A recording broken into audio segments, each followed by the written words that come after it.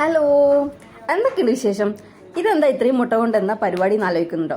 ഇന്ന് വന്നിട്ട് ഞങ്ങളെ മെസ്സിൽ വന്നിട്ട് 2 ഏച്ചിമാർ ലീവാണ്. ഒരാളുണ്ട്, അവർക്കാണെങ്കിൽ ഒറ്റക്ക് അത്രയും പേർക്ക് കറിയാക്കാൻ ഒരു പേടി. അപ്പം ഞാൻ പറഞ്ഞു, ഞാൻ കൂടെ സഹായിക്കാം, നമുക്ക് രണ്ടാക്കും കൂടി ആക്കാം. അങ്ങനെ ഏച്ചി എനിക്ക് ഉള്ളിയും തക്കാളിയും സാധനങ്ങളെല്ലാം വെട്ടി തന്നു. ഉണ്ടാക്കുന്ന ഞാനാണ്. അപ്പം എല്ലാം ഒന്ന് ഡീറ്റെയിൽ ആയിട്ടൊന്നും വീഡിയോ എടുക്കുന്നില്ല, തട്ടിമുട്ടി എങ്ങനെയെല്ലാം നടന്ന് ഉള്ള സാഹചര്യത്തിൽ വീഡിയോ എടുത്തു. അപ്പം ഉള്ളി അതുപോലെ തന്നെ തക്കാളിയെല്ലാം വാട്ടി അതിലേക്ക് ഇഞ്ചി വെളുത്തുള്ളി പേസ്റ്റ് അരച്ചിട്ട് കൊടുത്തു.